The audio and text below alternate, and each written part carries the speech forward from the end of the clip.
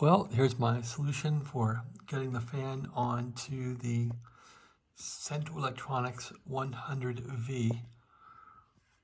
And this is a 200V transformer, so I should have put the transformer in the other way.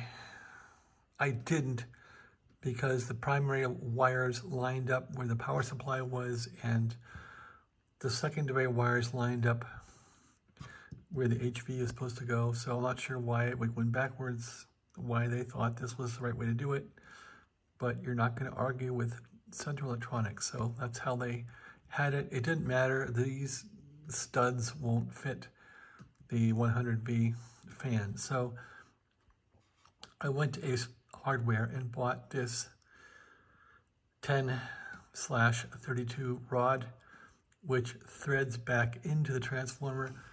I did that after removing the screw that was in there, which was very, very difficult to get out. This thing was just a bear to get out, and you have to actually screw it out. I tried hammering it out, it wouldn't come out.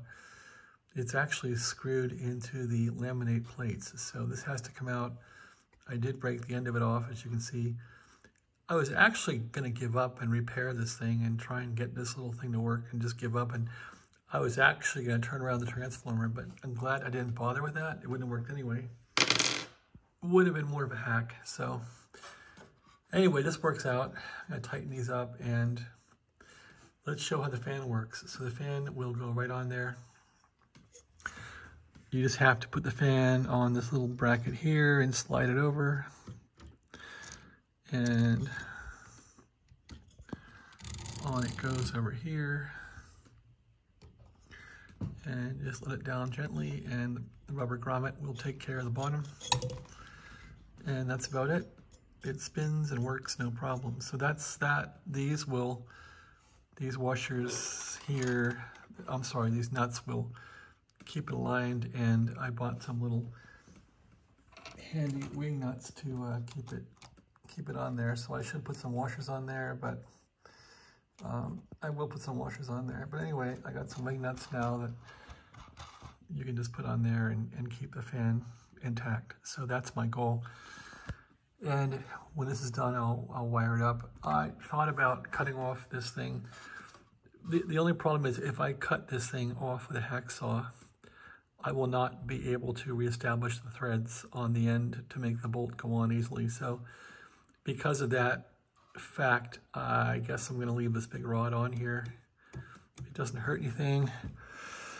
It's not really in the way, so I guess I can move this over a bit more. Actually, this part doesn't move, so no, there's no need to move it. Just leave it there.